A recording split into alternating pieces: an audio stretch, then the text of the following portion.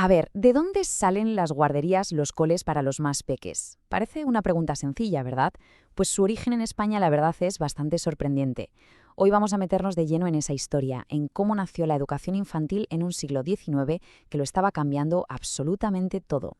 Y esta es, digamos, la pregunta del millón, la que lo pone todo en marcha. Pensémoslo un momento. Llega la revolución industrial, las ciudades crecen sin parar y de repente la sociedad se da la vuelta por completo. Se crea un vacío enorme que necesitaba una respuesta, pero ya. Y de esa urgencia, justo de ahí, nacen las primeras instituciones para la infancia. Vale, pues este va a ser nuestro plan de ruta. Primero nos situamos en el contexto, en ese siglo XIX. Luego echamos un vistazo a los modelos europeos que sirvieron de inspiración. Veremos qué nuevas ideas pedagógicas estaban surgiendo. Después nos centramos en la figura clave que trae todo esto a España y acabamos con la gran pregunta, la que todavía hoy resuena y define su legado. ¿Listos? Pues vamos allá. Venga, empezamos. Y es que para entender por qué nacen estas escuelas, lo primero es entender el mundo que las vio nacer. El contexto lo es todo. Claro, hasta ese momento, ¿quién educaba? Pues básicamente, la Iglesia. Pero con el liberalismo todo cambia. El Estado de repente se da cuenta de una cosa fundamental. Oye, para crear una nación moderna, unificada, necesito formar a mis ciudadanos. Ya no vale solo con la fe. Ahora hace falta una educación, digamos, nacional, controlada por el Estado, para construir un país nuevo. Y lo que mola de esta cronología es que se ve perfectamente cómo todo encaja, como un puzzle. Fijaos, las ideas liberales de la Constitución de Cádiz el 12, ¡pum!, preparan el terreno. Al poco tiempo empiezan a aparecer las primeras escuelas en Europa. Y claro, al final España se pone las pilas y empieza a legislar sobre el tema. Es que es eso, política, industria, educación, todo iba de la mano. Entonces, ¿qué hace España? Pues lo lógico. Antes de inventar la rueda, mira a ver qué se está cociendo fuera. ¿Qué soluciones estaban ya funcionando en los grandes centros industriales de Europa? Empezamos por Inglaterra. Las infant schools son literalmente una respuesta a la fábrica. Su objetivo principal, el número 1, era asistencial, o sea, cuidar a los críos para que sus padres pudieran ir a trabajar. La educación, bueno, eso era algo secundario, y se centraba sobre todo en enseñarles moral y disciplina. Y si cruzamos a Francia, nos encontramos con las salles d'asile. Aquí el rollo era todavía más caritativo. Es que el propio nombre ya nos da una pista enorme. Salas de asilo. El objetivo era directamente rescatar a los niños de la pobreza, de la calle, y meterles una buena dosis de instrucción religiosa. Si ponemos los dos modelos uno al lado del otro, la conclusión es clarísima. Su origen no tenía casi nada que ver con la pedagogía. Nacieron como una respuesta social, ya fuera por caridad o por pura necesidad. En el fondo, eran sitios para guardar niños, no para educarlos en el sentido en que lo entendemos hoy. Pero ojo, que mientras todo esto pasaba, en paralelo, estaban surgiendo ideas totalmente nuevas, revolucionarias, sobre cómo enseñar de verdad a los más pequeños. Aquí es donde damos el salto, del simple cuidado a la pedagogía. Y aquí es donde vemos un choque de trenes, dos mundos totalmente opuestos. Por un lado, el sistema lancasteriano. Esto era como una fábrica de enseñar. Muchos niños, pocos recursos y todo a base de repetir y repetir. Mecánico. Y por el otro lado, de repente, aparece el método de Pestalozzi, que fue una auténtica bomba. Defendía que los niños aprenden, pues tocando, sintiendo, experimentando. Era el gran paso de memoriza esto a descubrirlo por ti mismo. De la memoria a la intuición. Brutal. Vale, y ahora la pregunta es, ¿cómo llega todo esto a España? Pues llega de la mano de un personaje clave, fundamental. Vamos a ver cómo todas estas ideas europeas aterrizan aquí y se empieza a construir nuestro propio sistema. Hablamos, cómo no, de Pablo Montesino. Él es la figura crucial, un liberal que vuelve del exilio, que ha visto con sus propios ojos lo que se estaba haciendo en Europa y que se trae la idea de adaptarlo todo a la realidad española. Podemos decir que él es, sin duda, el arquitecto de la educación infantil en España. Y ojo que Montesino no era un cualquiera, estaba en todos los sitios importantes para poder mover los hilos y hacer realidad su visión. Fue consejero, fundó la primera escuela normal para maestros, dirigió el boletín oficial, vamos, que su influencia fue total. Y eso le permitió construir el sistema prácticamente desde cero. Su gran proyecto, su gran creación, fueron las escuelas de párvulos. Y aquí hay un detalle que es clave para entenderlo todo. ¿Dónde se fundaron? Pues en barrios obreros, conectando directamente con ese problema social del que hablábamos al principio. De hecho, la primera de todas se abrió en Madrid, la Escuela de Vídeo. Y con esto llegamos al meollo del asunto, a la gran tensión que va a definir a estas escuelas durante décadas, y que, si nos paramos a pensar, de alguna manera sigue viva hoy. Resulta que estas escuelas de párvulos nacieron con una doble cara, con un ADN dividido desde el minuto uno. Por un lado, tenían una función puramente asistencial. Eran, una guardería para tener a los niños recogidos. Pero por otro lado, tenían esa aspiración educativa. Querían ser una escuela de verdad. Y claro, ¿qué pasó en la práctica? Pues lo inevitable. La urgencia de cuidar a los niños, la parte asistencial, se comió por completo la ambición pedagógica. Pensemos que había pocos recursos, y la maestra al final actuaba más como una especie de madre común para todos. Así que la función de custodia, de guardar, siempre le ganó la partida a la educativa. Así que aquí tenemos la gran conclusión de todo este viaje. El origen de la educación infantil en España no fue, en esencia, una idea pedagógica, fue una respuesta social. Nació de una necesidad muy concreta y urgente, y ese origen tan práctico es lo que va a marcar toda su evolución posterior. Y para terminar, lanzo una pregunta al aire, para que le demos una vuelta. Esta tensión histórica, este debate entre cuidar o educar, ¿a qué nos suena? ¿Verdad que sigue muy presente hoy en día cuando hablamos de la educación de 0 a 6 años? Al final, como vemos, la historia es la mejor herramienta para entender nuestro presente. Hola. Hoy vamos a hacer un viaje muy interesante, un viaje a la España del siglo XIX, para entender algo fundamental: cómo, cuándo y por qué empezó a tomar forma la idea de educar a los más pequeños. Vamos a desgranar los momentos clave, las leyes, las figuras que pusieron los cimientos de lo que hoy es la educación infantil. Es un tema que cae mucho en exámenes, así que este análisis a fondo os va a venir de perlas. Y la pregunta de la que vamos a partir es, yo creo, la pregunta del millón. ¿Cómo se da el salto de que los niños estén simplemente en casa al cuidado de la familia a que exista un sistema educativo pensado para ellos? ¿Qué chispas encienden ese cambio en la sociedad española? Bueno, pues para responderlo vamos a seguir un itinerario muy claro. Aquí tenemos la hoja de ruta, nuestro esquema para no perdernos. Primero, el contexto del siglo XIX. Después, un punto clave, la Ley Moyano de 1857. Luego, nos vamos fuera para entender la revolución de Froebel y su jardín de infancia.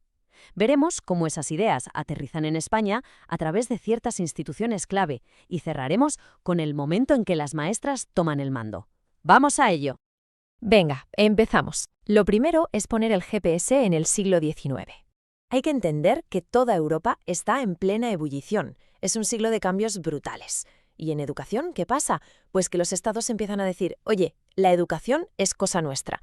Se empieza a separar de la Iglesia, lo que se llama secularización, y se crean los grandes sistemas nacionales de enseñanza. Y España, a su ritmo, como a veces pasa, pero también se sube a ese carro. Y aquí tenemos el primer dato fundamental, el punto de partida antes de que todo cambie. En la primera mitad de este siglo, el Estado sencillamente mira para otro lado. La educación de los párvulos, de los más chiquitines, no es su problema. ¿Quién se encarga entonces? Pues la iniciativa privada, o bien sociedades benéficas como la Sociedad para Propagar y Mejorar la Educación del Pueblo, o intelectuales con visión de futuro que por su cuenta y riesgo montan las primeras escuelas. Y con este panorama llegamos al primer punto de inflexión de verdad, el momento en que el Estado dice hasta aquí. Y lo hace con una ley que va a ser la columna vertebral de la educación en España durante más de un siglo. Apuntad bien esta fecha, porque es de esas que hay que saber sí o sí. 1857. Es el año de la Ley de Instrucción Pública, pero todo el mundo la conoce como la Ley Moyano. ¿Por qué es tan importante? Porque es la primera vez que se intenta poner orden y crear un sistema educativo unificado para toda España. Y ojo, aunque su prioridad no era los más pequeños, por primera vez se reconoce oficialmente que la educación infantil existe y que hay que regularla. Y aquí la ley hace algo súper curioso y muy revelador de la mentalidad de la época. No crea un único modelo, sino dos totalmente distintos. Por un lado está la educación de párvulos. Esta es la vía, seria, de carácter académico, inspirada en las infant schools inglesas y, atentos al dato, pensada para que la impartan hombres. Y por otro lado tenemos la educación maternal. Esto ya es otra cosa. Su objetivo es más bien guardar y custodiar a los niños. Viene del modelo francés de las salles d'asil, y esta tarea se le encarga a las mujeres. Esta doble vía, esta división, es absolutamente clave para entender todo lo que vendrá después. Vale, dejemos por un momento a la Ley Moyano y viajemos. Porque mientras en España se está legislando todo esto, en Alemania hay una persona, un pedagogo, que está a punto de ponerlo todo patas arriba. Su nombre, Friedrich Froebel. Y sus ideas van a ser una auténtica revolución a nivel mundial. Froebel es el padre de un concepto que hoy usamos sin pensar, el Kindergarten, literalmente jardín de infancia. Y la metáfora es que es brillante, resume toda su pedagogía. Para él, el niño es como una semilla, como una pequeña planta. No hay que forzarla, no hay que llenarla de datos. Lo que hay que hacer como un buen jardinero es preparar un entorno rico, un buen jardín, para que esa planta crezca de forma natural, a su ritmo, a través del juego, de la actividad, de la creatividad. ¿Y cómo se lleva esto a la práctica? Pues Froebel diseña un método con dos pilares súper claros. Por un lado, los dones, que él llamaba regalos. Son materiales muy específicos, esferas, cubos, cilindros, pensados para que el niño, tocando y jugando, descubra conceptos lógicos y matemáticos. Y por otro lado, las ocupaciones. Estas son actividades ya más creativas, más de manualidades. Modelar con arcilla, recortar, tejer. La idea era un ciclo. Primero, el niño explora el mundo con los dones y después crea y se expresa a través de las ocupaciones. Mirad, aquí se ve perfectamente la idea de las ocupaciones. Esto no es entretenimiento sin más, es que la variedad es increíble. Picar, coser, plegar papel, modelar, cada una de estas actividades tenía un propósito pedagógico muy claro. Estaba diseñada para desarrollar la motricidad fina, la coordinación, la creatividad. En fin, la filosofía base era una y muy potente. Se aprende haciendo. Punto. Actividad y práctica por encima de todo. Bueno, pues ya conocemos a Froebel. Volvemos a España. La pregunta es obvia. ¿Cómo llegan estas ideas tan revolucionarias hasta aquí? ¿Quién se encarga de que la teoría se convierta en práctica en las aulas? Pues para eso necesitamos instituciones. La primera pieza del puzzle es la escuela normal. Ojo, no es que las invente la ley Moyano, pero sí las consolida como el sitio oficial para formar a los maestros y maestras. Es, por así decirlo, la universidad de los profes de la época. Aquí es donde se estudiaba la teoría, la pedagogía. Y pegadita a la escuela normal, casi siempre, estaba la escuela modelo. El propio nombre ya nos da una pista. Era el laboratorio, el campo de pruebas, el sitio donde los estudiantes de magisterio hacían sus prácticas con niños de verdad y donde se experimentaba con los métodos pedagógicos más punteros que llegaban de Europa. Así que queda clara la relación, ¿verdad? Es un tándem perfecto. La escuela normal es la teoría, el cerebro. La escuela modelo es la práctica, las manos. Una no tiene mucho sentido sin la otra. Y juntas van a ser el motor que poco a poco empieza a profesionalizar la figura del maestro en España. Y en este caldo de cultivo de nuevas ideas hay que hablar de un proyecto que fue una auténtica bomba, la Institución Libre de Enseñanza, que nace en 1876. Esto fue un soplo de aire fresco, de verdad. Su propuesta era radical para la época. Decían que educar no es solo meter conocimientos en la cabeza, sino formar a la persona de manera integral. Le daban una importancia brutal a la formación de los profes, defendían que niños y niñas se educaran juntos y se cargaron los exámenes, los premios y los castigos. Y una de sus señas de identidad, sacar a los alumnos del aula, hacer excursiones para aprender del mundo real. Y con todo esto sobre la mesa, llegamos al último gran movimiento del siglo. Un punto de inflexión que va a definir el perfil de la educación infantil hasta nuestros días. Se trata de una decisión oficial sobre quién debe, por ley, estar al frente de las aulas de los más pequeños. Para entender cómo se llega a esa decisión, hay que seguir esta cronología, que es muy clara. Atentos. En 1874 se funda la Escuela de Institutrices, un centro para formar a mujeres de la alta sociedad que es el primero en traer a España las ideas de Froebel. 2 años después, en 1876, esa pedagogía froebeliana ya no es algo de élites, sino que se crea una cátedra en la Escuela Normal Central, es decir, entra en la formación pública. Y el remate final llega en 1882. Se celebra el primer Congreso Pedagógico Nacional y, tras mucho debatir, se toma la decisión oficial. Las mujeres serán las encargadas de dirigir las escuelas de párvulos. Y la pregunta es, ¿por qué las mujeres? Bueno, la decisión se apoya en 2 grandes argumentos. El primero es puramente pedagógico. Se siguen las ideas de Froebel, que defendía que la mujer, por su naturaleza, era la figura idónea para la educación en esas primeras edades. Pero hay un segundo argumento, que es social y súper importante. Esta decisión, en la práctica, abrió una de las primeras y más importantes salidas profesionales para la mujer en la España de finales del siglo XIX. Y quizás alguien piense, bueno, pero ¿se aplicó el método de Froebel tal cual? Pues la verdad es que no siempre. A menudo se mezclaba con otras cosas. Pero su legado es brutal y llega hasta hoy. Mirad la tabla, es que es clarísimo. Cuando Froebel hablaba de observar la naturaleza, hoy llevamos a los niños al parque. Sus conversaciones son la asamblea, sus cantos y cuentos son las canciones que cantamos en grupo, y sus dones son los bloques lógicos o el tangram que usamos en clase. La conexión es directa. Y para terminar, después de este viaje, desde la ley Moyano hasta las ideas de Froebel y el papel de las maestras, creo que toca hacerse una última pregunta. Más de 150 años después de todo esto que hemos visto, ¿qué queda? ¿Qué ecos de esas ideas fundacionales, de esos debates del siglo XIX, resuenan todavía, a veces sin que ni siquiera nos demos cuenta, en las aulas de infantil de hoy? Ahí lo dejo. Muy buenas. Hoy nos metemos de lleno con un tema que es, bueno, fundamental si alguien está preparando un examen sobre historia de la educación, la escuela nueva. Vamos a desgranarlo todo, pero todo, ¿eh? Sus ideas, quiénes fueron sus protagonistas, qué nos queda de aquello. La idea es que al final de esto tengamos una guía de estudios súper completa. A ver, para entender por qué surge algo tan rompedor, lo primero es preguntarse, ¿qué es lo que no funcionaba? O sea, ¿por qué de repente, a principios del siglo XX, esa escuela de toda la vida, la del maestro que dicta y el niño que calla y memoriza, empieza a hacer aguas por todas partes? ¿Qué estaba pasando? Venga, pues vamos al lío. Para que quede todo bien ordenado en los apuntes, vamos a seguir esta ruta. Primero, el contexto, el porqué de todo. Luego, las ideas gordas, la filosofía que hay detrás. Después, nos fijamos en 3 figuras clave, 3 nombres que hay que saberse sí o sí.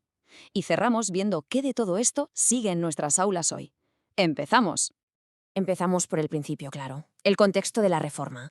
Es que es imposible entender la escuela nueva si no entendemos primero el caos del que surge. Vale, vamos a situarnos. Finales del siglo XIX. La revolución industrial a tope. La gente se va del campo a la ciudad en masa. ¿El resultado? Ciudades abarrotadas. Condiciones higiénicas, bueno, ¿para qué hablar? Un desastre. Las escuelas, claro, no eran una excepción. Eran vistas casi como focos de enfermedades. Y en medio de todo este jaleo, de repente, ¡pum!, en 1900, una escritora sueca, Ellen Key, publica un libro que lo cambia todo. El siglo de los niños. Es como una bomba.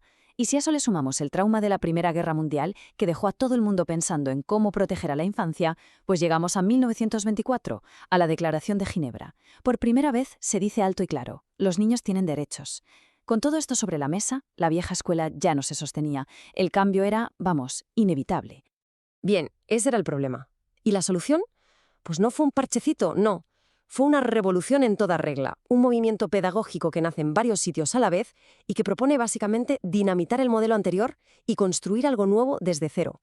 Fijaos en esta idea, que bebe mucho de Ellen Key. Es que lo resume todo. La vieja escuela era como una fábrica. Metías a los niños por un lado y esperabas que salieran todos iguales por el otro, llenos de datos. La escuela nueva dice, no, la educación es más como la jardinería. Se trata de crear las condiciones adecuadas para que cada niño, que es una semilla única, pueda crecer y florecer a su ritmo, con su propia meta. El cambio es brutal. Y aquí viene el primer concepto clave que hay que subrayar en los apuntes: paidocentrismo. Suena complicado, pero es súper simple. Si la escuela de antes era magistrocentrista, el profe era el sol y los alumnos los planetas, la escuela nueva le da la vuelta al sistema solar educativo. Ahora el niño es el sol. Todo, absolutamente todo, gira en torno a él, sus necesidades, sus intereses, su curiosidad. Ya no se trata de esto es lo que tienes que aprender, sino de ¿qué te interesa? Vamos a empezar por ahí. Es que lo cambia todo.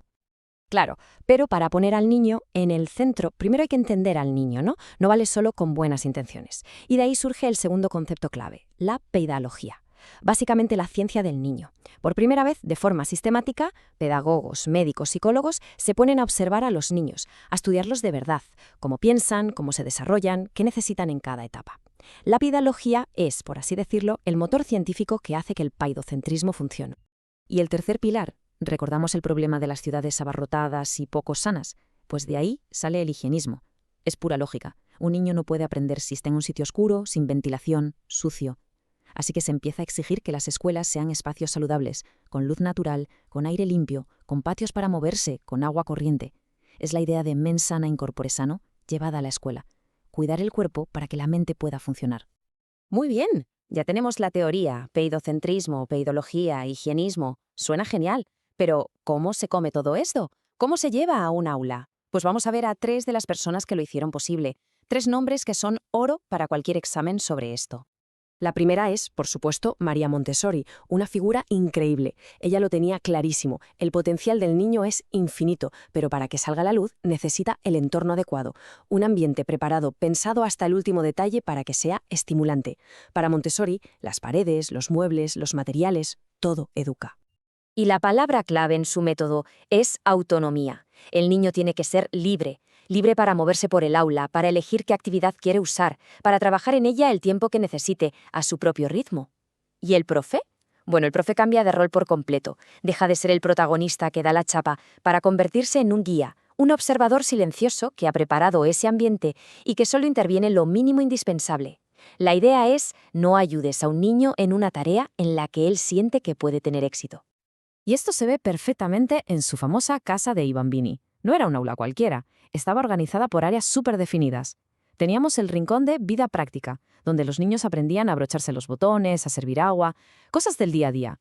Luego, el área de educación sensorial, con materiales diseñados para entrenar el oído, el tacto, la vista. Y lo mismo para mates, para lenguaje. Todo el material estaba diseñado para que el niño pudiera usarlo solo, experimentar y aprender por sí mismo. El aprendizaje nace de la acción. Venga, segundo titán. Ovid de Crowley. Y si con Montessori la palabra era autonomía, con de Crowley la palabra clave es globalización. Ojo, no la globalización económica. Él decía algo muy lógico. Un niño no ve el mundo dividido en cajitas, ¿verdad? No dice, ahora estoy en modo mates y ahora en modo lengua. No, el niño percibe la realidad como un todo. Pues la escuela, decía de Crowley, tiene que hacer lo mismo. Hay que enseñar de forma global, conectando todo, partiendo de lo que al niño le interesa. Y su herramienta para esto son los centros de interés. Son como grandes temas que se eligen a partir de las necesidades del niño, alimentarse, protegerse del frío, etc. Y el método tiene 3 fases muy fáciles de recordar. Primero, observación. Salimos del aula, vamos a ver las plantas al jardín, tocamos, olemos, es el contacto directo. Segundo, asociación. Volvemos al aula y conectamos lo que hemos visto con otras cosas, pues leemos sobre las plantas, hacemos juegos, clasificamos hojas. Y tercero, expresión. Ahora toca demostrar lo aprendido. Hacemos un dibujo, un mural, una pequeña obra de teatro sobre las plantas. Es un ciclo perfecto, de la vida real al aula y del aula a la creación. Y cerramos el trío de ases con William H. Kilpatrick. Este señor es el padre del método de proyectos, algo que nos suena muchísimo hoy, ¿verdad? Pues viene de aquí. La idea es llevar el protagonismo del alumno al extremo. Aquí el aprendizaje no viene de un libro, sino de un proyecto real, de un plan que los propios alumnos deciden hacer, de forma voluntaria y en grupo. El proceso tiene 4 fases, también muy lógicas. Primero, intención. El grupo se sienta a debate y elige qué quiere hacer. Y si construimos una maqueta del barrio, la motivación, claro, sale de ellos. Segundo, preparación. ¿Vale? ¿Qué necesitamos? ¿Cómo nos organizamos? ¿Quién hace qué? Aquí se aprende a planificar. Tercero, elaboración. Pues eso, a currar, a construir la maqueta. Y cuarto, y esto es súper importante, la evaluación. No se trata de una nota del profe. El propio grupo se sienta a ver qué ha salido bien, qué ha salido mal y, sobre todo, qué han aprendido por el camino. Y un detalle extra, de estos que quedan genial en un examen de desarrollo.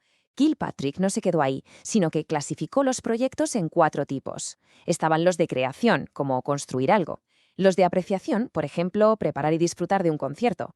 Los de solución de problemas, para enfrentarse a un reto, tipo un acertijo matemático. Y los de adquisición de aprendizaje, para dominar una habilidad nueva, como aprender a coser. O sea que su método era súper versátil, valía para casi todo. Vale, hemos visto el pasado, pero ¿y ahora qué? ¿Por qué estamos hablando de algo que tiene más de un siglo? ¿Realmente importa hoy? Pues muchísimo más de lo que parece. El legado es que está por todas partes. Cuando hoy hablamos de que el alumno tiene que ser el protagonista, el que aprende a aprender, eso es escuela nueva. Cuando se trabaja por proyectos o en equipo en clase, eso es Kilpatrick. La idea de que el juego es una forma súper seria de aprender también es de aquí. Que el profe ya no es el que lo sabe todo, sino un guía que acompaña. Pura escuela nueva. Hasta la típica organización de las clases de infantil por rincones. Todo eso es herencia directa de estos pioneros. La idea de que hay que educar al niño en su totalidad, cabeza, cuerpo y corazón, es sin duda la gran victoria de este movimiento. Y para terminar, una pregunta para la reflexión. Ahora que hemos desgranado todo esto, sus orígenes, sus ideas, sus métodos, pensemos por un momento. De todos estos principios que hemos visto, ¿cuál creemos que hace más falta en nuestras escuelas hoy? Quizás más autonomía real para el alumno, un aprendizaje más global y menos fragmentado, más proyectos y menos exámenes memorísticos. Ahí lo dejo, para darle una vuelta. Vamos a sumergirnos en 40 años que son clave para entender la educación infantil en España. Arrancamos en el 39, justo al acabar la Guerra Civil, y llegamos hasta la Constitución del 78.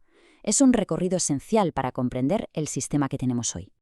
Muy bien, esta es la hoja de ruta. Para comprender bien la situación española, primero hay que echar un vistazo a qué se cocía en Europa. Luego veremos cómo España fue por un camino totalmente distinto. Primero con el aislamiento del franquismo, después con la apertura económica del desarrollismo, llegaremos a la Gran Ley del 70 y, finalmente, al cambio que supuso la democracia. Bueno, pues empezamos por el principio. Para calibrar lo que pasaba aquí, es que es fundamental entender el ambiente que se respiraba en Europa justo después de la Segunda Guerra Mundial. Fue un punto de inflexión, una auténtica reinvención. Después de la catástrofe de la guerra, el mundo básicamente se conjuró para que algo así no volviera a pasar.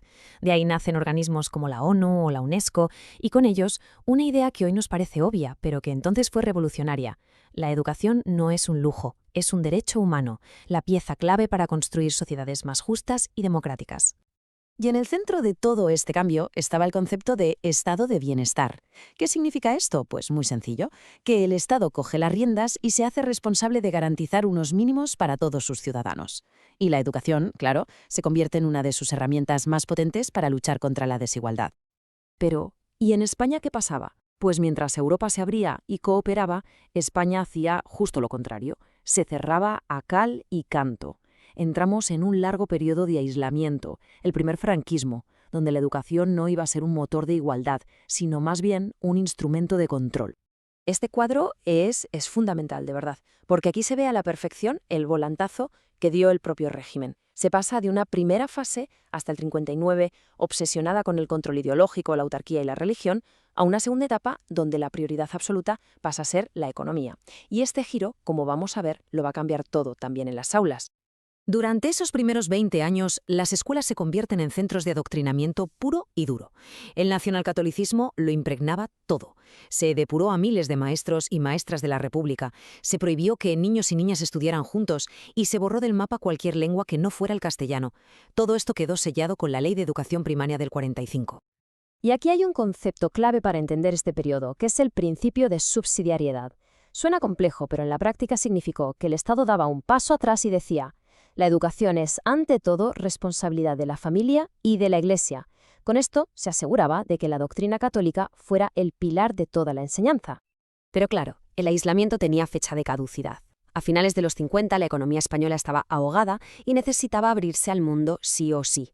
Y esta necesidad económica va a provocar un auténtico terremoto en cómo se concebía la educación. Ya no era solo una cuestión ideológica, ahora era también una cuestión de dinero. Y aquí es donde entra en juego una idea que lo cambia todo: la teoría del capital humano. De repente, los tecnócratas del régimen se dan cuenta de que la educación no es un gasto, es una inversión. Un país necesita ciudadanos formados, obreros, técnicos, ingenieros, para poder crecer económicamente. Es un cambio de mentalidad brutal. Fue una tormenta perfecta, ¿no? Por un lado, la industrialización y el éxodo del campo a la ciudad.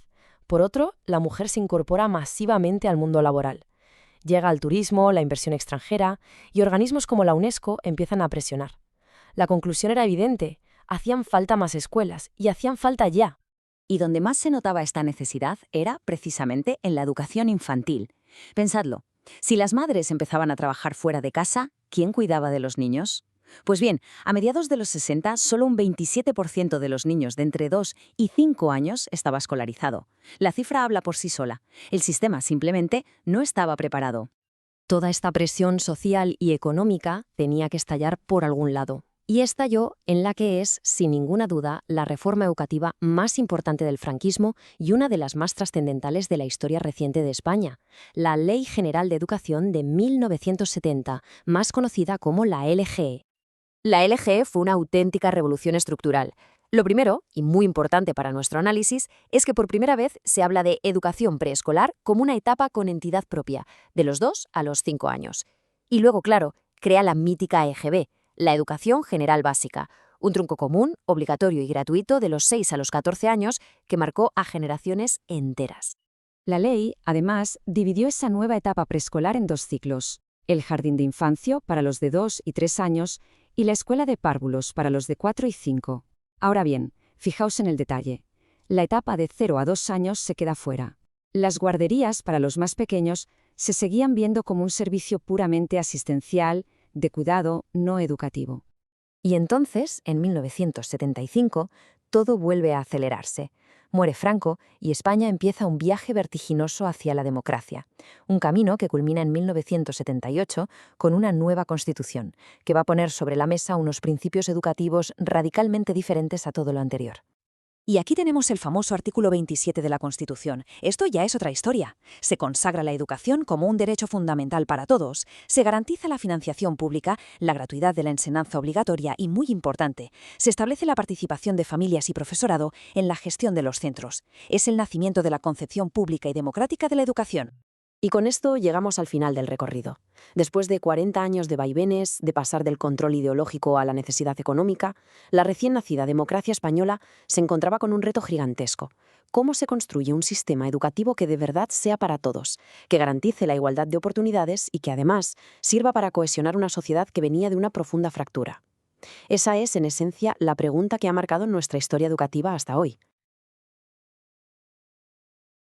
Hola, vamos a meternos de lleno en un tema fundamental, la educación infantil en la España de los años 80. Va a ser un repaso muy esquemático, perfecto para fijar ideas sobre una década que fue clave, la de la consolidación democrática, porque ahí se pusieron los cimientos del sistema educativo que tenemos hoy.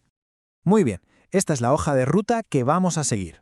Primero, el contexto de los 80, para situarnos. Después, nos metemos con 3 pilares que hay que entender sí o sí: la educación inclusiva, las iniciativas en zonas rurales y la educación compensatoria. Y para cerrar, un buen resumen con las ideas clave. ¡Vamos allá! Lo primero es lo primero. Tenemos que viajar a la España de los 80. Fue una década de cambios brutales y entender lo que estaba pasando en la calle y en la política es esencial para comprender por qué, de repente, la educación se convirtió en una prioridad absoluta. El ambiente que se respiraba era de un deseo de cambio enorme. Tras las elecciones del 82, el nuevo gobierno socialista llegó con un objetivo muy claro, casi una obsesión. Había que derribar las barreras para que la igualdad en la educación dejara de ser una palabra bonita y se convirtiera en algo real para todo el mundo. Y este impulso no salió de la nada. Hubo varios factores que se juntaron. Por un lado, la democracia se estaba asentando y se empezaba a construir el famoso estado del bienestar, o sea, garantizar derechos como la sanidad o la educación. A eso se suma la entrada en Europa y, muy importante, la incorporación masiva de la mujer al trabajo. Todo esto, claro, obligó a repensar el sistema educativo y a poner el foco en toda la etapa que va desde los 0 hasta los 16 años. Y todos esos cambios necesitaban un esqueleto legal, claro. Esta cronología nos enseña ese mapa de leyes que lo hicieron posible. Fijaos, empezamos en el 82 con la LISMI, que fue un antes y un después para la inclusión, y terminamos en el 89 con el Libro Blanco, que fue el borrador de la gran reforma que vendría en 1990. Cada ley fue un ladrillo en esa construcción. Vale, ya tenemos el contexto. Ahora vamos a por el primer gran concepto, a ver cómo esa idea de una educación para todos, sin exclusiones, empezó a hacerse realidad. A ver, ¿qué es eso de la educación inclusiva? Pues para que nos entendamos, es darle la vuelta a la tortilla. En lugar de que el niño se tenga que adaptar al sistema, es el sistema el que se tiene que adaptar a las necesidades de cada niño. Se trata de crear un único cole para todos. Y ojo, que esto no era solo una idea pedagógica bonita sobre el papel, ¿no? Tuvo un respaldo legal potentísimo, la Ley de Integración Social de los Minusválidos de 1982, la LISMI. Esta ley fue la que dijo por primera vez y con todas las letras que los niños con discapacidad tenían derecho a ir a colegios ordinarios. ¿Y esto cómo se notó en las aulas de infantil? Pues con medidas muy concretas. Se empezaron a integrar niños con necesidades especiales en los coles de siempre, se crearon aulas de apoyo, se empezó a formar a los maestros para atender a la diversidad y, muy importante, nacieron los equipos psicopedagógicos. Vamos, que se estaba montando el sistema que conocemos hoy. Muy bien, ya hemos hablado de la inclusión, pero ¿qué pasaba lejos de las ciudades? Ahora vamos a ver el reto enorme que suponía llevar la educación infantil a los pueblos y aldeas, que muchas veces estaban completamente aislados. Claro, la pregunta era obvia. Si el objetivo es la igualdad para todos, ¿qué hacemos para que un niño de una aldea perdida tenga las mismas oportunidades que uno de una gran ciudad? ¿Cómo llevamos la educación a sitios donde simplemente no había escuelas? La respuesta no fue la más evidente, que sería construir coles en cada pueblo. No, la clave fue la creatividad. Se pusieron en marcha programas súper innovadores, muy flexibles, que se adaptaban a la realidad del mundo rural. Y aquí tenemos 2 ejemplos que son una maravilla y que hay que conocer. Por un lado, Preescolar na Casa, en Galicia, que le daba herramientas a las familias para que fueran ellas las educadoras, con ayuda por radio y de orientadores. Y por otro, el Preescolar itinerante de Asturias, donde era el maestro el que se movía por las aldeas llevando la escuela a la casa del niño. Perfecto, pues pasemos al tercer gran pilar de toda esta reforma. Aquí ya no se trataba solo de dónde vivías o de tus capacidades. El reto era luchar contra la desigualdad de cuna, contra esas desventajas con las que algunos niños partían por su situación social o económica. La cuestión de fondo era, si la inclusión se ocupaba de las distintas capacidades, ¿cómo podíamos compensar las desventajas que venían de casa? ¿Cómo asegurar que la igualdad de oportunidades fuera real y no solo una frase en una ley? Y aquí es donde entra la educación compensatoria. El concepto es bastante fácil de entender. Se trata de dar más apoyo y más recursos a quienes parten con más dificultades. La idea es, por así decirlo, nivelar el terreno de juego para que todos empiecen la carrera desde la misma línea de salida. Pero, ¿por qué fue tan importante aplicar esto justo en educación infantil? Pues por una razón de peso, porque se dieron cuenta de que es en los primeros años de vida cuando se puede intervenir de forma más eficaz para romper el círculo de la pobreza. Era la mejor manera de prevenir que el origen de un niño marcara su futuro escolar. Bueno, pues ya hemos visto el contexto y los tres grandes pilares. Ahora, para que se nos queden las ideas bien grabadas, vamos a hacer un resumen final con lo más importante. Si tuviéramos que quedarnos solo con 4 ideas, serían estas. 1. El contexto de cambio democrático lo impulsó todo. 2. El gran objetivo era la igualdad de oportunidades. 3. Se atacó el problema desde 3 frentes: inclusión, compensación y mundo rural. Y 4, y esto es fundamental, se entendió que la etapa de infantil era la pieza clave de todo el sistema. Y para tenerlo todo aún más ordenado en la cabeza, esta tabla es perfecta. Es como una chuleta visual. La LISMI, para la inclusión, el Real Decreto del 83, para la compensación, y la LODE, que garantizaba el derecho a la educación para todos y regulaba la participación de las familias. Sencillo y claro. Y para terminar, vamos a dejar una pregunta en el aire para reflexionar. Todo este edificio que se levantó en los años 80, todas estas políticas que lucharon por la igualdad desde la cuna, ¿cómo y cuánto siguen influyendo en las aulas y en las ideas educativas de hoy en día? El debate, desde luego, sigue abierto. Vamos a por el tema 6, la LOGSE, una ley que en 1990 lo cambió prácticamente todo en la educación española. En este repaso nos vamos a meter de lleno en una de sus grandes revoluciones, cómo cogió la educación infantil y la puso, por así decirlo, patas arriba, para bien. Vamos a ver cómo sentó las bases de lo que tenemos hoy. Pero bueno, antes de nada hay que ponerse en situación. Pensemos en la España de finales de los 80. Menuda época. Un país que estaba cambiando a toda velocidad, recién entrado en lo que hoy es la Unión Europea, y con un montón de cambios sociales. ¿Y qué pasaba con la educación? Pues que el sistema que había sencillamente se había quedado viejo, se había quedado pequeño para la nueva realidad del país.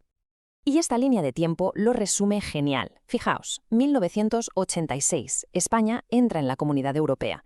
Esto fue clave, porque de repente tuvimos que compararnos con el resto y, bueno, nos dimos cuenta de que había que modernizarse. Esa fue como la chispa. Luego, en el 89, llega el Libro Blanco para la Reforma, que fue, digamos, el documento que puso negro sobre blanco todo lo que había que cambiar. Y con esas bases, ¡zas!, en 1990 se aprueba la LOGSE. Vale, pero ¿por qué hacía falta cambiarlo todo? ¿Qué es lo que no funcionaba? Pues mirad, eran varias cosas. Por un lado, la ley que había era de 1970, de otra época. Ya no encajaba con la España democrática. Además, un cambio social brutal. La mujer se incorpora masivamente al trabajo y eso crea unas necesidades nuevas para cuidar y educar a los más pequeños. Y por si fuera poco, la psicopedagogía había avanzado un montón. Ya sabíamos mucho más sobre la infancia. Así que la reforma no es que fuera necesaria, es que era urgente. Y la respuesta a todo este cóctel fue, efectivamente, la LOGSE. Que, ojo, no fue un simple retoque, fue un cambio de paradigma total. Borrón y cuenta nueva para la educación de una nueva España. Y en el mismísimo corazón de la LOGSE hay un concepto que es fundamental entender, la enseñanza comprensiva. ¿Y esto qué es? Pues, para que nos entendamos, la idea de que todo el mundo, absolutamente todo el alumnado, reciba una formación común hasta los 16 años. Se acabaron esos caminos separados que se cogían muy pronto y que te marcaban para siempre.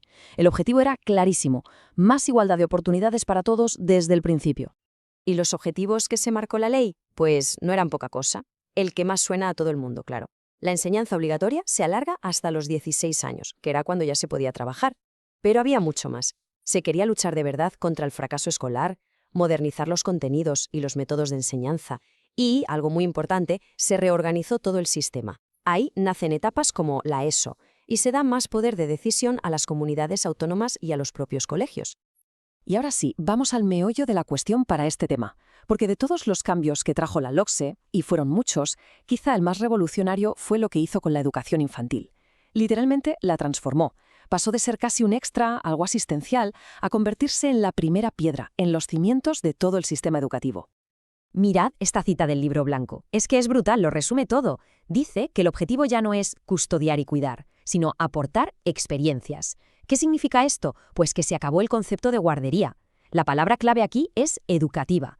Por primera vez se dice alto y claro que la etapa de 0 a 6 años tiene una función educativa por sí misma, no es un simple aparcamiento de niños. Y para llevar a la práctica esa idea, la LOCSE fue muy lista. Creó una única etapa, la educación infantil de 0 a 6 años, pero la dividió en 2 ciclos. El primer ciclo, de 0 a 3 años, más centrado en el desarrollo más temprano, en lo sensorial, lo afectivo, y el segundo ciclo, de 3 a 6, que ya empieza a preparar el terreno para la primaria. O sea, una sola etapa, pero con 2 escalones muy bien pensados. Y claro, esta nueva etapa no se montó de cualquier manera. Se basó en unos principios psicopedagógicos muy potentes. A ver, repasémoslos rápido. Globalización, que significa ver al niño o niña como un todo, no por partes. Individualización, o sea, respetar que cada cual tiene su propio ritmo. El principio de actividad, que es clave. El niño es el prota, el que hace, el que experimenta. Y, por supuesto, el desarrollo integral y la colaboración total con las familias. Conceptos que hoy nos parecen obvios, pero que entonces fueron una revolución. Venga, seguimos, porque si lo de la educación infantil fue un bombazo, lo que viene ahora no se queda corto. La LOCSE introdujo un concepto que lo cambió todo en cuanto a la diversidad en el aula. Hablamos, claro, de las necesidades educativas especiales, las famosas NEE. Y aquí el cambio de chip es total, absoluto. Con las NEE, la culpa, por así decirlo, deja de ser del alumno. El foco ya no está en el déficit del niño. La pregunta deja de ser ¿qué le pasa a este niño? Para convertirse en ¿qué necesita este niño y qué puede hacer el sistema para dárselo? ¿Se ve la diferencia? La educación especial ya no es un sitio aparte, sino un conjunto de recursos, de apoyos para quien los necesite, sea de forma temporal o para siempre. El contraste con el modelo anterior es que es brutal. Es que pasamos de hablar de deficientes e inadaptados, que eran etiquetas terribles, a un concepto técnico y respetuoso. Y lo más importante es el cambio de sistema. Pasamos de un modelo que separaba, que segregaba en centros especiales, a un modelo que busca la integración. La idea es que todo el mundo esté en el mismo sistema con los apoyos necesarios. Claro, para que este modelo de integración funcione hay una cosa que es fundamental: pillar las dificultades a tiempo. Y aquí es donde la educación infantil se vuelve crucial. Es el momento perfecto para la detección precoz, para ver si un niño o niña necesita algún apoyo y poner en marcha la atención temprana. La idea es no dejar que nadie se quede atrás desde el minuto 1. Vale, tenemos un nuevo modelo, una nueva forma de ver la infancia, una nueva forma de atender la diversidad. Lógicamente, todo esto necesita un nuevo perfil de profesional, ¿no? Pues claro, y la LOCSE también pensó en eso. Aquí la palabra clave es profesionalización. Por fin se le dio a la etapa la importancia que tenía. ¿Cómo? Pues creando la carrera universitaria de magisterio, la especialidad en educación infantil. Y también, ojo, el título de FP, el de técnico superior en educación infantil. Y además se dejó claro que esto no va de sacarse un título y ya está. La formación permanente, el seguir aprendiendo siempre, se convierte en un derecho y un deber. Bueno, pues hemos visto un montón de cosas, así que ahora, para que se nos queden las ideas bien grabadas, vamos a hacer un repaso súper rápido. Los titulares, lo que hay que saber sí o sí para el examen. La primera, y más importante, pasamos de lo asistencial a lo educativo. La guardería se convierte en escuela. Segunda, la educación infantil de 0 a 6 años entra por la puerta grande en el sistema educativo. Ya es una etapa oficial. Tercera idea para recordar. Se organiza en 2 ciclos, el de 0 a 3 y el de 3 a 6. Una etapa, 2 escalones. Cuarta, nace el concepto de NI, Necesidades Educativas Especiales. Un giro de 180 grados. El foco pasa al sistema, no al alumno. Quinta idea, que va ligada a la anterior. Pasamos de la segregación a la integración.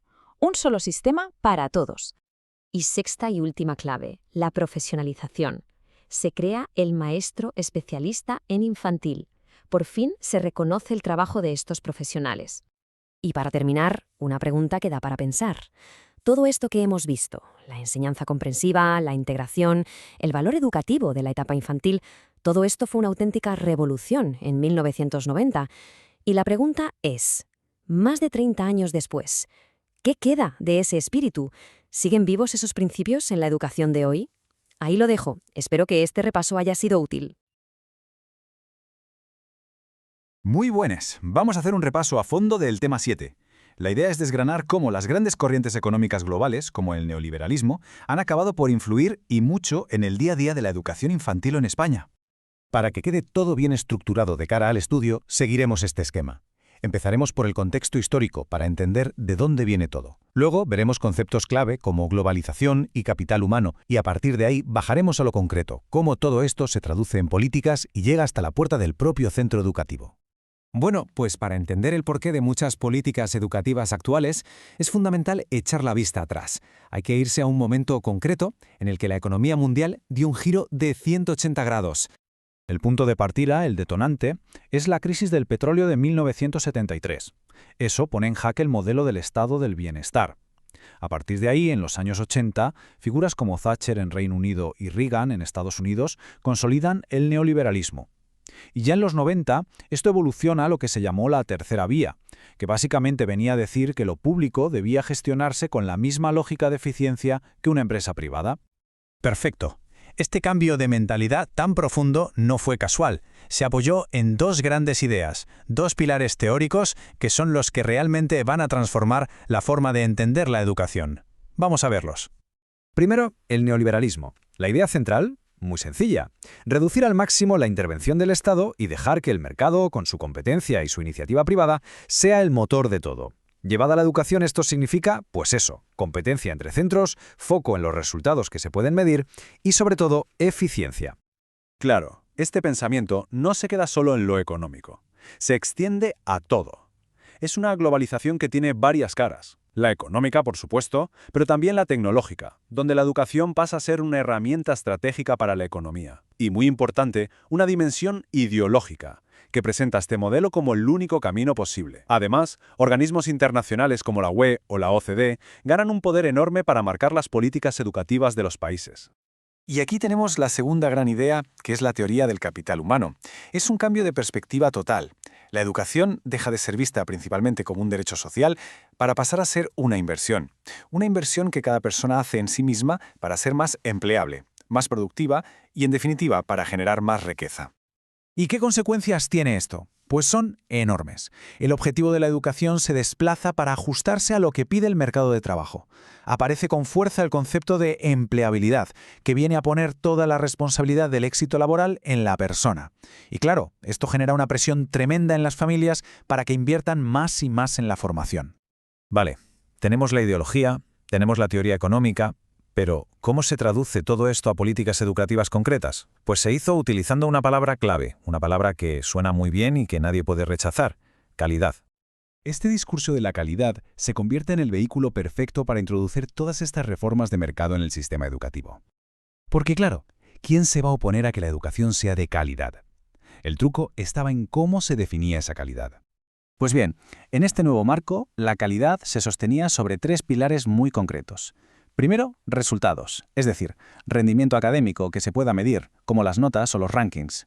Segundo, eficiencia, o sea, conseguir mejores resultados con el mismo dinero o incluso con menos. Y tercero, utilidad, que la formación sea directamente aplicable al mercado laboral, que genere empleabilidad. Con esta idea de calidad como justificación, se abre la puerta a las políticas de privatización en la enseñanza. Y mucho ojo aquí, porque la privatización tiene varias caras, no es un único proceso. Aquí está la clave. Por un lado tenemos la privatización que todo el mundo conoce, la exógena. Entran empresas privadas a ofrecer servicios educativos. Pero hay otra, más sutil, la privatización encubierta. Y esta consiste en que los propios centros públicos empiezan a funcionar con mentalidad de empresa privada. Compiten por el alumnado, se venden como una marca, se centran en los resultados. En el caso de España esto se vio de forma clarísima con la educación infantil. Hubo un boom de demanda de plazas y como la red pública no daba abasto, la solución que se impulsó fue recurrir a fórmulas de colaboración con la iniciativa privada. ¿Y cómo se materializó esto? Pues a través de tres mecanismos principales. Primero, los conocidos conciertos educativos, que es financiar con dinero público a centros privados para que ofrezcan plazas. Segundo, el cheque escolar, una ayuda directa a las familias para que la usen en el centro privado que elijan, sobre todo en la etapa de 0 a 3 años. Y tercero, la gestión indirecta, que es cuando un ayuntamiento construye una escuela infantil pública, pero saca a concurso su gestión para que la lleve una empresa privada. Muy bien. Ya hemos visto todo el recorrido, desde la ideología global hasta las políticas concretas en España. Ahora vamos a aterrizar del todo. Vamos a entrar en un centro educativo, y ahí hay un documento que es el epicentro de todas estas tensiones, el PEC. El proyecto educativo de centro, el PEC, es, por ley, el documento que define la identidad de una escuela. Es como su DNI. Ahí se recogen sus valores, sus objetivos pedagógicos, su forma de organizarse, en fin, su razón de ser. Este esquema lo resume muy bien. El PEC debe contener la identidad del centro, sus objetivos, cómo se organiza y, por supuesto, su propuesta pedagógica. En teoría, es la herramienta que garantiza la autonomía de cada escuela para desarrollar su propio proyecto. Pero claro, aquí llega el gran dilema, en el contexto que hemos descrito. ¿El PEC es realmente una herramienta para que los docentes desarrollen un proyecto pedagógico propio y con autonomía? ¿O se ha convertido, en muchos casos, en una especie de plan de negocio? Un documento de marketing para competir con otros centros y captar clientes. Ahí está la tensión. Perfecto, pues para cerrar vamos a sintetizar las ideas clave, a modo de esquema final, para que la estructura de todo el tema quede bien fijada. Primero, las dos ideas de fondo, los motores del cambio. Por un lado, el neoliberalismo, que impone la lógica de mercado en lo público, y por otro, la teoría del capital humano, que ve la educación no como un derecho, sino como una inversión económica. Segundo, ¿cómo se llevan a la práctica estas ideas? Pues a través del discurso de la calidad, definido por resultados, eficiencia y empleabilidad. Y esto se materializa en políticas de privatización, tanto la exógena como la encubierta, usando herramientas como los conciertos, los cheques escolares o la gestión indirecta. Y finalmente, todo esto aterriza en la escuela. El PEC se convierte en el campo de batalla entre dos visiones, la pedagógica y la empresarial. Y la idea final, la más importante, es esa, cómo una ideología que nace en la economía global acaba determinando el propósito y el día a día de un centro de educación infantil. Lo que nos deja una pregunta en el aire. ¿Cuál es, hoy, el verdadero sentido de la educación? Muy buenas, vamos a hacer un repaso esquemático y directo del tema 8 para desgranar los retos y las propuestas clave de la educación infantil en nuestro siglo. Venga, empezamos. Bien, para entender los desafíos de hoy, lo primero es situarnos. Es fundamental echar un vistazo atrás y ver el contexto, tanto histórico como legal, que ha ido dando forma a la educación infantil que tenemos ahora. Y aquí lo vemos súper claro en esta línea temporal. Fijaos en el recorrido legislativo. Es evidente, ¿verdad? Desde la LOE, pasando por la LOMLOE, hasta llegar al Real Decreto de 2022, el camino marca una tendencia clarísima: reconocer por fin que toda la etapa de 0 a 6 años tiene un carácter educativo propio. Claro, estas leyes no surjan de la nada, responden a los cambios sociales que vemos cada día. Las familias se transforman, la diversidad cultural es la norma en las aulas y, bueno, el gran tema de la conciliación. Todo esto hace que la escolarización temprana ya no sea una opción, sino una verdadera necesidad social y, ojo, también pedagógica. Con este escenario sobre la mesa entramos de lleno en el primer gran desafío: ¿cómo construimos una escuela que sea de verdad para todas y para todos? Y aquí la idea clave es esta. La inclusión no va de hacer un hueco a algunos alumnos. No, va de algo mucho más profundo. Es el principio que nos obliga a rediseñar todo el sistema educativo para que funcione para cada niño y cada niña sin ninguna excepción. Dentro de esto, es vital entender una distinción fundamental. La multiculturalidad es como una foto de grupo. Reconoce que hay distintas culturas conviviendo, pero la interculturalidad va un paso más allá. Es la conversación en esa foto. Busca la interacción, el diálogo, el enriquecimiento mutuo para construir algo nuevo en común. Y si hablamos de igualdad, es inevitable tocar el siguiente gran reto, la coeducación. El objetivo aquí es llevar la igualdad de género de la teoría a la práctica, desde el minuto 1 en el aula. Y ojo, que esta es una confusión muy típica. Educación mixta no es lo mismo que coeducación. Tener a niños y niñas en la misma clase solo es una cuestión de organización, el punto de partida. Coeducar es la acción, es el método educativo intencionado para desmontar activamente los estereotipos de género. ¿Y esto en la práctica cómo se come? Pues se traduce en ser consciente de todo, de los cuentos que se eligen, de los juegos que se proponen, del lenguaje que se utiliza, de cómo se reparte el espacio en el patio. El papel del profesorado aquí es, absolutamente central. Pero claro, pensar que la escuela puede con todo esto sola es imposible, una carga demasiado grande. Y esto nos lleva directamente al siguiente pilar indispensable: la colaboración entre el centro, las familias y toda la comunidad. Un ejemplo perfecto de esto son las comunidades de aprendizaje. La idea es, básicamente, derribar los muros de la escuela y convertirla en un proyecto de todo el entorno, donde las familias y las asociaciones del barrio no son meros espectadores, sino actores protagonistas del éxito educativo. Vale, ahora vamos a hacer zoom y a poner el foco en una etapa que es seguramente el mayor quebradero de cabeza del sistema ahora mismo. El primer ciclo, la etapa de 0 a 3 años. El nudo del problema es fácil de explicar, pero muy complejo de solucionar: la baja inversión pública. Históricamente, se ha invertido poquísimo. La consecuencia directa: una escasez enorme de plazas públicas, gratuitas y accesibles para todo el mundo. Y esta escasez provoca un efecto dominó terrible. Genera una desigualdad tremenda desde la cuna, porque el acceso se complica muchísimo para las familias más vulnerables. Al final, los niños y niñas que más se beneficiarían de esta atención temprana son precisamente los que se quedan fuera. Y esto no es una opinión, es un consenso. Organizaciones como UNICEF lo dicen alto y claro, como vemos en esta cita. El objetivo tiene que ser el acceso universal, la gratuidad, empezando por supuesto por quienes más lo necesitan. Y ya para ir cerrando. Para hacer frente a todos estos retos que hemos visto, inclusión, coeducación, colaboración con las familias, se necesita un nuevo perfil docente. Y esto nos lleva, cómo no, a la formación del profesorado. Es que el perfil del maestro del siglo XXI necesita una actualización, un nuevo paquete de competencias. Hay que saber integrar la tecnología con sentido pedagógico, gestionar aulas donde la diversidad es la norma, educar en emociones, trabajar en equipo y, sobre todo, ser flexible para innovar y adaptarse constantemente.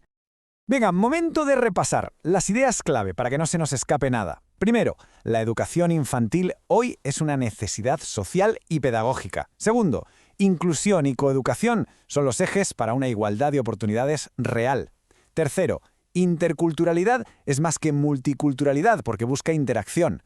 Cuarto, el gran reto del 03 es la falta de plazas públicas. Y por último, la colaboración con la comunidad y las nuevas competencias docentes son cruciales. Y con esto cerramos el repaso, pero queda una pregunta en el aire, ¿no? La pregunta del millón. ¿Cómo hacemos para que todos estos principios, que suenan tan bien, no se queden solo en el papel? Porque ese es el reto definitivo, conseguir que todo esto se viva y se respire cada día en cada una de las aulas.